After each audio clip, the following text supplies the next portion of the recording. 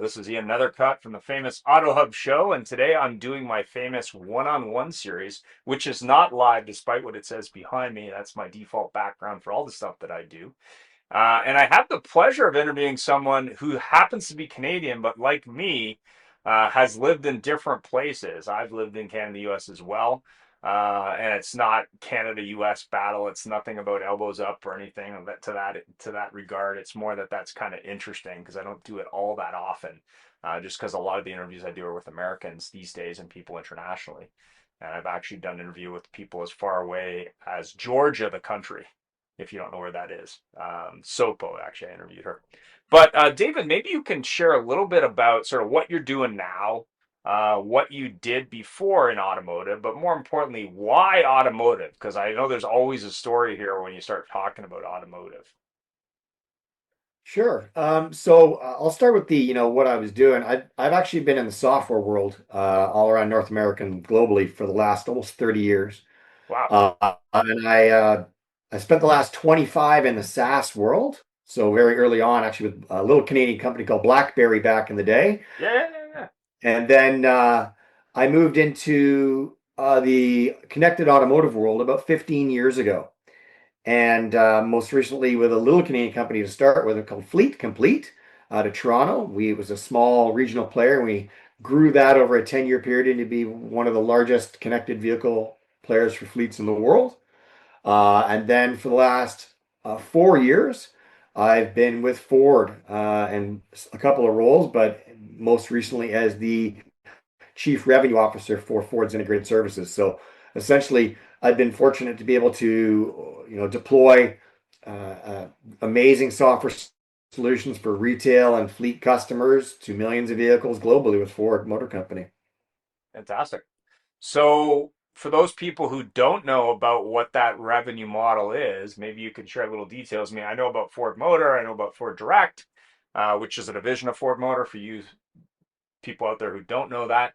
But what I know that there's a lot of manufacturers now that are looking for new revenue streams. What is the goal behind that department, specifically at Ford, and how does that sort of line up to where you are now, moving from the BlackBerry, I guess before they had the automotive software division, to Yeah, currently? it's kind of funny and ironic that Ford actually bought some portions of BlackBerry's business a couple years ago. Yeah. Yeah, the Ford business it's really about specifically in the Ford Pro. I was one of the founding members of the Ford Pro team about 4 years ago with the goal of bringing a holistic fleet solutions group to fleets. And that's become one of the most successful groups of solutions, one of the most successful software solutions globally right now. It's growing really well, and I'm really proud of the work we did at Ford. But what that actually led me to is, in it kind of led me to an idea, and the idea was, I said, you know what, I'd really like to figure out how to democratize fleet and retail uptime solutions for underserved markets. Segments of the market that don't necessarily have the scale or ability to deploy these large enterprise class solutions or have the resources or scale to be able to do it. And these things have really only been available to larger fleets and larger service networks and larger dealer networks. And that led me to a couple of conversations with some investors, uh, along with some industry folks who are all saying, "Wow, great idea! You should go do this, Dave." And in one of those conversations, they said, "Oh, have you met the guys at VMS?" And I said, "No, I haven't." So a quick conversation, and turns out VMS is had the same vision I did, and what we wanted to do, and they'd actually had quite a bit of roadmap ahead of them or before them already to in development engineering, creating these amazing solutions, and it just made a lot of sense for us to join up. With my experience in scaling organizations, uh, building software groups globally, and the amazing talent and tools and the AI first solutions that VMS have created, it just made a lot of sense to team up, and here we are. So when you're looking at, I guess, telematics and fleet, telematics and just OEMs in general. And you look at sort of, I guess, I was the most famous misstep was probably BMW, where they wanted to charge for heated seats on a monthly Heated recurring revenue seats, yeah. model, which I thought was kind of funny.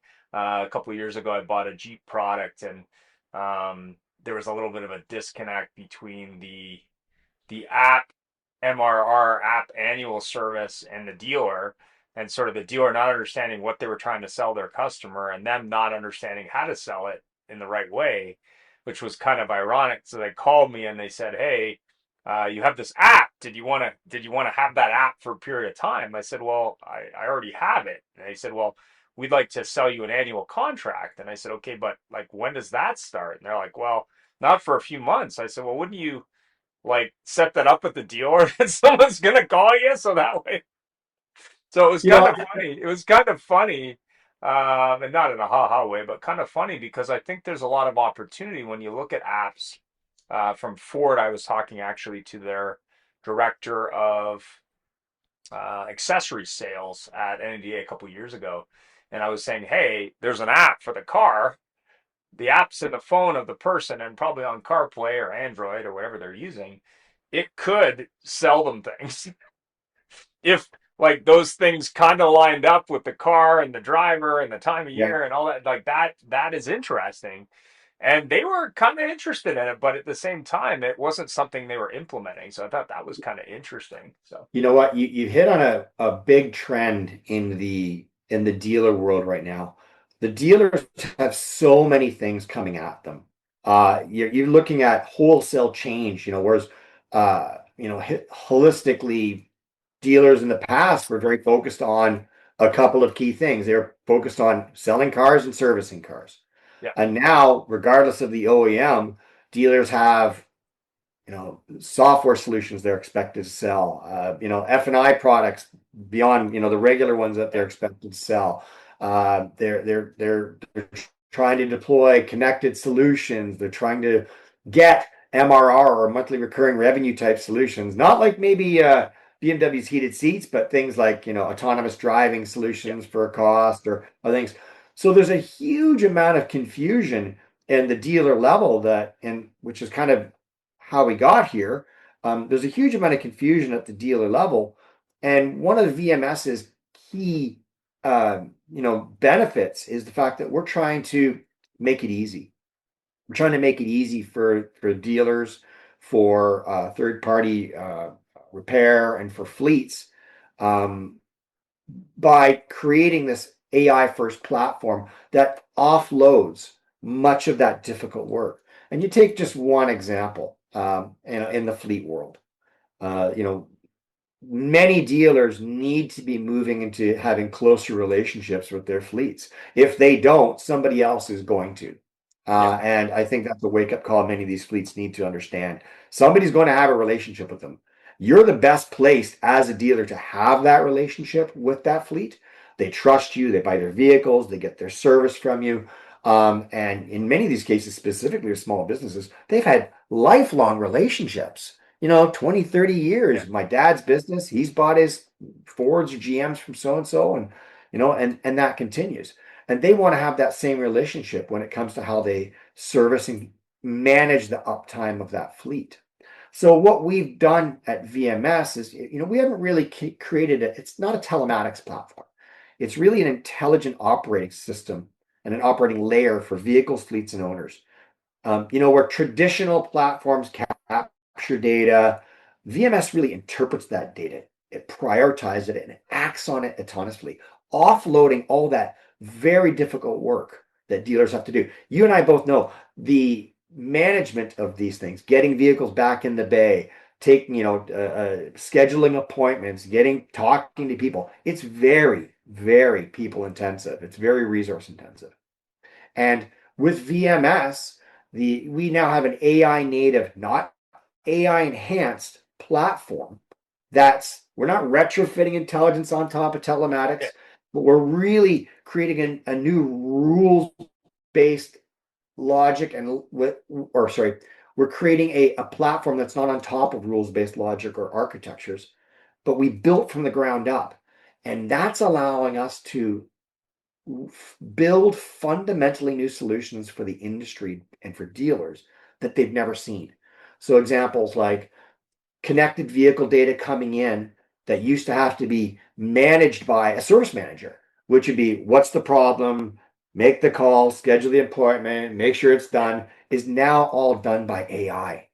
Yeah. So this is really about democratizing the solutions that are available to the very large players to people that and dealers that might not have that ability and or fleets and or service networks.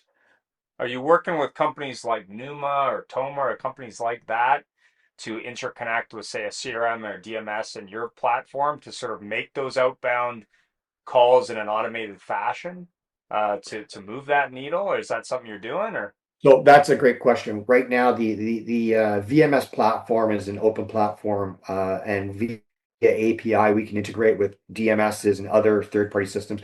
We are right now looking to build out and are working and starting to build the relationships with that ecosystem of players that are going to feed into the AI platform, specifically around DMSs, communication systems. VIN recognition and DTC washing, things like that. Lots of tools we're looking at. But yes, absolutely. We're looking to build a world-class ecosystem that will allow us to create the best experience and get the best repairs and really focus on driving that uptime for are you fleets doing and anything vehicles. with like roadside assistance or mobile service or anything like that? Um, Yeah, I mean, the all of these things are on the plate right now. Our biggest goals right now are obviously continuing to invest in the current AI platform, AI first platform that we have, whilst we look at building out our distribution in North America, and as well as building out our onboarding and our training to get our customers on board, whilst we build out that more holistic ecosystem to Right. drive the entire solution. And then what like if a dealer says, "Hey, I really like this platform. I'm really interested in participating in that." Is that something where they're getting the data and the integration and the OEM as well, or is that something they're just getting? Like, how does that work from a dealer point of view? Because I know they're all a little paranoid about access Yeah, to data these days, especially from the CRM side. In full disclosure, CDK Global is one of my sponsors, so I'm not trying to beat anyone up, but there's definitely a lot of concern, I guess healthy concern in that area. sure. PII and security are paramount to obviously what we're doing. And it's you and I both know it's one of the greatest concerns of the industry today. Yeah, We view first off security and PII compliance as being one of the greatest uh, and most important fundamental portions of our platform. And when it comes down to the data, we actually are, collecting data off the vehicle. We're getting a signal into the VMS platform that is staying local to the dealer and to the customer. We're not sharing it outside that. We're not sharing it with other third parties unless the customer requests and or asks to do it. But other than that, it's between your relationship with your dealer and yourself. yeah, And from a we can and plan to work with other third parties that will again complete the ecosystem as you're pertaining to with yeah. regards to you know post warranty retention, third party service repair programs and things like that. And are you working with companies, say, on the phone side, on the video side, and those kind of sides, or is that something that's in the long-term plan? Right now, we're very focused on developing the core fundamentals, which is Yeah, focusing on the uptime. yeah, Uptime is the biggest problem fleets specifically have right now. You and I both know that, and that underserviced market, right? yeah, Larger fleets have the ability to go to an FMC or a fleet management company or deploy major telematics global industry type solutions with that take a lot of resources, a lot of time and effort and energy. We're focusing on those underserved markets, and we really want to focus on Uptime for those small and medium-sized fleets, specifically with our fleet product, because those are the guys, they've got the biggest pain. When a vehicle goes off the road, it's not one of 100, it's one or two of 10. And Yeah, that's 10 to right. 20% of a small company's revenues. So we have to deliver an easy to use virtual fleet manager that allows small fleets to gain the same type of competitive advantages that large companies have to keep their vehicles healthy on the road and earning revenue. So would that replace, like, if someone's working with, say, a company like Holman or Enterprise or what's the other one that comes to mind? Element Fleet, to pick another Element. one.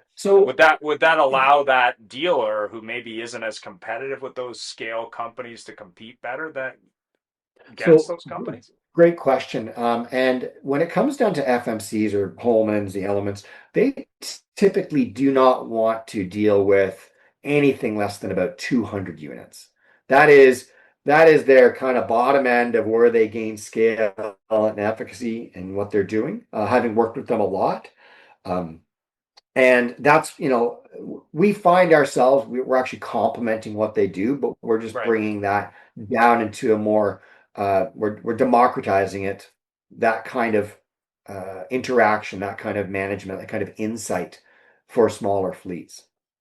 And then Right? how would someone get You can't throw bodies at a whole bunch of 10s and 20 unit fleets, right? It's just not yeah, scalable. But that's where the technology has come to today with the AI. Now you have the ability to do things you couldn't even do 18 months ago, to be able to manage a fleet, get insights on the fleet, make decisions, and provide optionality to a fleet manager. Where maybe a fleet manager used to have to go off and say, well, I need to go and research the RO. What's the issue?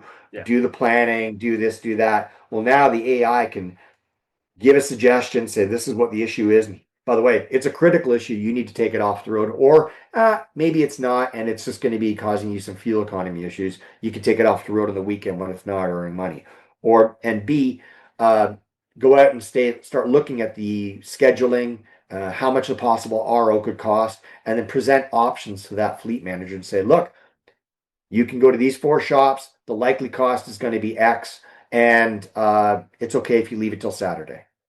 How much would that benefit a fleet manager? And I'd say a huge amount. So does that also empower them to then be more competitive in that smaller segment and maybe even mid segment with those companies, being that they now have sort of a very powerful tool that maybe they didn't have before? Does that allow them to do that? Absolutely. And if you think about small business, in the small business world, when you think about fleets and you're looking at a 10-unit fleet, very often that proprietor is in a truck driving around doing calls as well. Right. And that person, if they're not doing calls, then they're actually going back at the end of the day and working 5, 6, 7, 8 more hours to do all the administrative work that they need to do. Well, now imagine if that administrative work was 80% of it was taken away and you're just presented with options as opposed to having to do all the work. That's the power of the VMS platform. It's again, it's not a retrofit. It's actually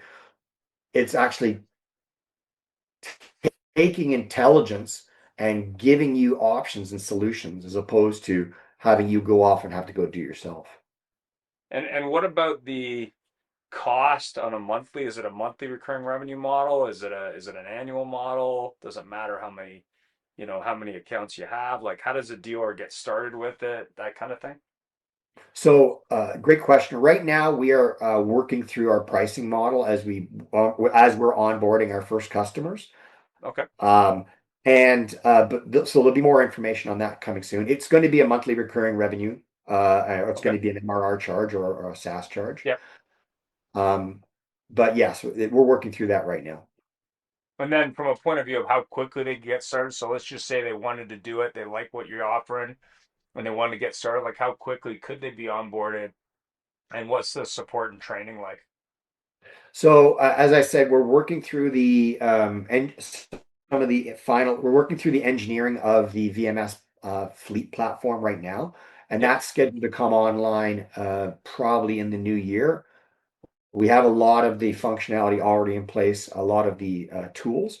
Yep. There's other pieces that are being put in place right now to to get us to what we like, what people call product market fit.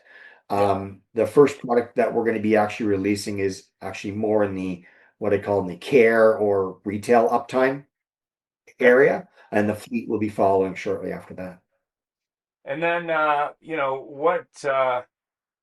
what do you, I mean, what's the feedback you've had from the dealership body on it? What are they excited about? What do they think about the product that you've Oh, shown them so far?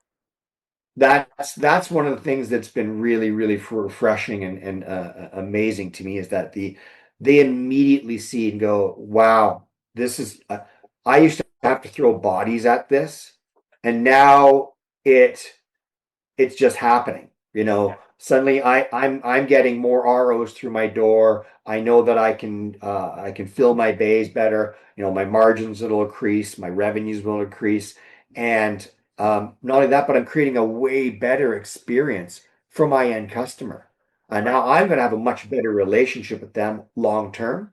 The customer gets a better experience. They're not having to run around chasing things. They get an automatic they're going to be getting an automatic notification saying you have an issue with your vehicle. This needs to be done. You should bring it away so that it doesn't leave you stranded on the side of the road. Don't make it a catastrophic one. By the way, here's your optionality for 4 different appointments.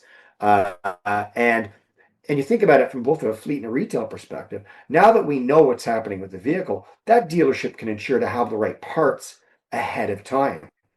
So, what used to be in the fleet world, a vehicle coming off the road, diagnostics being done, parts being ordered, and then repair being done after that, that's in some cases 3 to 4 days. Right. Now it is, I know what's happening on the vehicle.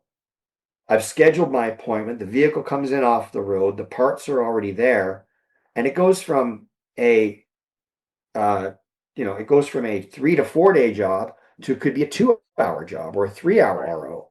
And that is for a fleet or a business. A business truck's earning, $1,000 to $1,500 in revenue a day. So you're not just saving on your parts cost and time in the shop, you're saving on revenue. So what Right. could be an 800 or I'm just throwing a number out, a $500 repair, a simple repair, it's not just that cost. It's the 4 days off and $6,000 in revenue you lost. So speed and getting those vehicles back on the road and uptime for fleets is important. And of course, for retail people and retail buyers, this is the second largest capital expenditure people typically make is a vehicle. And keeping your vehicles running longer, they're way more expensive, keeping them healthy, making sure that your time is not being wasted and that your car is not being put in the shop for 3 4 days. Can you imagine just one repair where it was a 2 or 3 hour repair as opposed to a 3 to 4 day repair? How much is a person going to be willing to pay for that? Right. Yeah, I mean it's definitely solves a big problem or a big opportunity, fills that gap. It sounds like the dealers are real excited about it.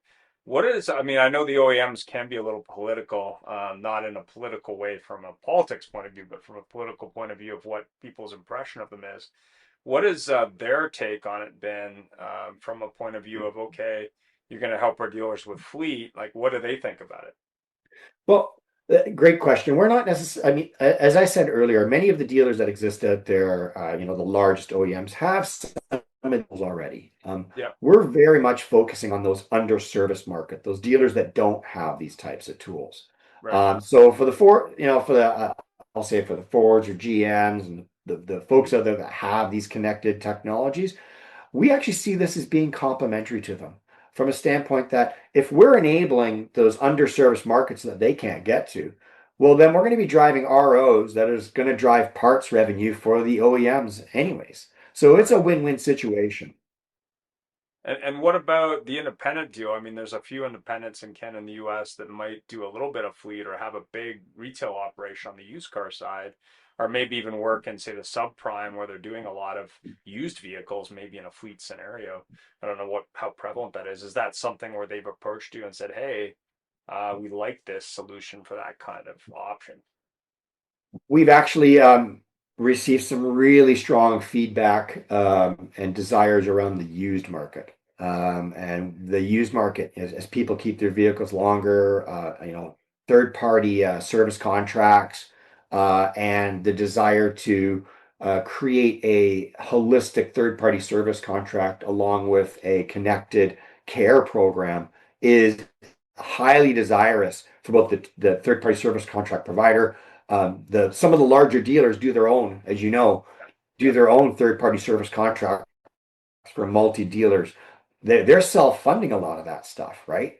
Yep. Imagine if they could actually reduce their claims costs because they're bringing vehicles off the road before they become catastrophic failures. And of course, you have a happier customer who's not stranded on the side of the road because they caught an error early. You're talking some, hundreds, if not thousands of dollars in cost saves in any single event. So better experience, lower cost, and higher savings for the dealers, better experience, less hassle, and obviously a better, just more value in their vehicle where they've not had a catastrophic failure. So you retain that residual value. So I think it's a win-win situation on both sides of the house. Yeah, and if you're not familiar with the Canadian market, I mean, in Quebec, to pick a random market, there is a lot of, used car dealers out there in Quebec. And actually, when I worked for Nissan Motor, the funny thing around the certified used in that market specifically is a lot of the dealers had a separate used car lot for their used. And Nissan they were able to twist Nissan's arm and say, hey, we'll allow you to be certified on a different lot just to get you into the program. So when you look at the used car market, and I think people underestimate the size of it, in the U.S. market, I think there's 120,000 independent dealers, and I think in Canada there's roughly 12,000. To give you some math, when you look at the new car franchises in the U.S., it's 15 to 17,000, and Canada, I think, depending on who you talk to, is somewhere between 5 and 7,000. But the interesting thing is we've seen over the last 3 to 5 years and accelerating over the last 18 to 24 months, you're seeing less total retailers with more points, but more volume. So the used car side is probably going to grow more just because if someone wants to start a new business in auto, used is probably your entry level. I mean, a lot of people don't have access to say 25 to $50 million to build a business. They're really looking to start somewhere. And I think used is a huge opportunity, especially as we see car prices rise and life expectancy of cars or ownership term extend. I think the numbers recently were used to be 9 years, and now it's as long as 12 years for ownership for Yeah, vehicles. And we're also going to see some interesting stuff around EVs, especially around the affordability of used EVs, with mandates dissing, obviously getting obliterated. You're not probably going to see as many new sold just because of price point, but the used market is a massive market, especially for fleet. If I've got a yeah. fleet of, gasoline vehicles and I'm in the right market, a fleet of electric may be a great solution, right? As some of these folks have been coming to us for these types of solutions, we've done a little research, and I believe the used car market is 9 million vehicles in the U.S. every year. Yeah, it's huge. It's this absolutely stupendously large one. And again, the one of the great powers, and keep going back to the platform, is the fact that it's OEM agnostic. Um, Yeah. and it's powertrain agnostic as well. So it doesn't matter if it's an EV, it doesn't matter if it's an ICE vehicle or a hybrid vehicle. The VMS platform can handle them all with a plumb. And not just that, but it doesn't matter the brand as well. That's the biggest problem. How do you have, I would say OEM based kind of platforms when we have five, six, seven platforms, eight platforms for a used car dealership, as opposed to having one platform that can handle all types of vehicles, from a obviously from a not maintenance, but from a confusion and from a complexity standpoint, it makes a lot of sense to have a platform that does a lot of the work for you, A, and B can handle all types of vehicles. Fantastic. Well, So David's yeah, information both will be brand in and powertrain. David's information will be in the description below, but definitely, David, where could they find out more about the platform? Is there a website? Is there some information they can get on the product as you prepare to expand the launch? Uh, there will be a website up very shortly. It's going to be www.vms.ai, Okay. and you can learn more there. And you can obviously get onto the site, request a demo, talk to a person live, and learn more about what we're doing. We're very excited about it. And David is on LinkedIn, so if you want to reach out to him in the meantime on LinkedIn, that's available. The details will be below. Thanks for taking the time to talk a little bit about an area that we don't talk about very much, which is fleet, especially the underserviced fleet. I know there's a lot of big fleet companies out there that handle thousands, if not hundreds of thousands of vehicles, but there's not a lot that focus on, say, that small area. I remember when I worked with a GM store years ago in the Calgary market, and they were basically had their own fleet division that just dealt with trucks just for the oil patch on a short-term fleet basis. So what they would do is put them out there as a fleet, and then 6 to 8 months later, they'd take them all out and sell them as used cars. So they basically built their own small fleet or large fleet, depending on how you look at it, business within a General Motors dealership. So it was kind of interesting that they were doing that. And I've even seen an example, I think it was in the California market, where what they were doing was they had a shortage of used cars. So what they were doing was they were renting out new cars as demos, basically, and then putting them into the certified used program afterwards, after a period of time after they aged out on the mileage, which I thought was kind of a creative way to create used cars from thin air, pretty much. So I think that there's definitely some interesting twists coming from the dealership to try and adapt to changes in the market, whether it's government or OEM or financial, trying to make it affordable for people to drive a vehicle, no matter what that vehicle is. And I even talked to a company, I think they're out of the East Coast of the US. You can check out the interview on the channel.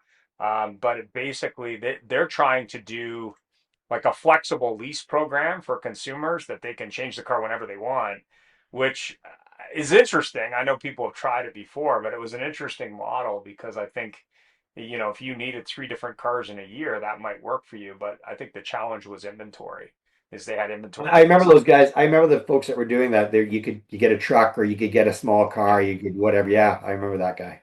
Yeah, so this is a new guy doing it, US based. I'm not sure what the scale of it is, but it's kind of like the, I guess, Clutch or Carvana or whatever model, but taking the leasing portion and making it almost like a fractional lease, which is kind of an interesting way to do it.